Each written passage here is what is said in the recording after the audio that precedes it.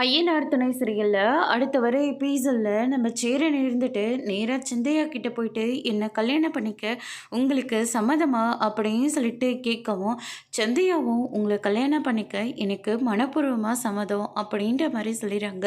இதை கேட்ட உடனே சேரன் வந்து ரொம்பவே சந்தோஷப்படுறாங்க. அதுக்கு அடுத்ததான் இந்த பக்கம் வந்து பார்த்திங்கன்னா, வெளியில் போன அண்ணன் இன்னும் வீட்டுக்கு வரவே இல்லை.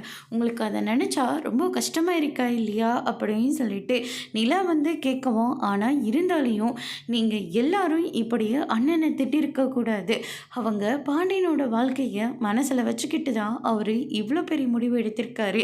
அதுக்கு நம்ம அண்ணனுக்கு சல்யூட் தான் அடிக்கணும்.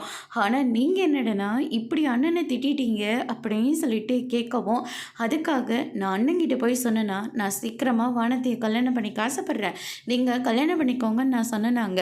ஆனால் அண்ணன் என்கிட்ட ஒரு வார்த்தை கூட சொல்லாமல் அது இஷ்டத்துக்கு முடிவு எடுத்து இப்போ என்ன தானே மன கஷ்டத்துக்கு ஆளாக்கிடுச்சு அப்படின்னு சொல்லிட்டு நம்ம பாண்டி வந்து ஃபீல் பண்ணி பேசிக்கிட்டு இருக்காங்க. வானதியை போய் பார்த்துட்டு தான் வந்தேன், அவள் தான் அண்ணங்கிட்ட சொல்லியிருக்கா. அதுக்கப்புறம் அவளை பிடிச்சி பயங்கரமாக திட்டி விட்டுட்டு வந்துட்டேன். முடிஞ்சால் வெயிட் பண்ணு, அப்படி இல்லையா உங்கள் வீட்டில் இருக்கிற பார்க்குற மாப்பிள்ளையே கல்யாணம் பண்ணிட்டு போயிட்டே இரு நான் சொல்லிட்டேன் அப்படின்ற மாதிரி பாண்டி வந்து சொல்லிடுறாங்க. இதை கேட்டோன்னே மொத்த பேர் வந்து ஷாக் ஆகுறாங்க.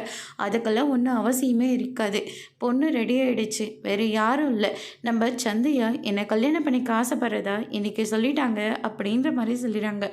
இதை கேட்டோன்னே மொத்த பேரும் ஷாக் ஆகுறாங்க. அதோட பிரம முடிச்சிருக்கு.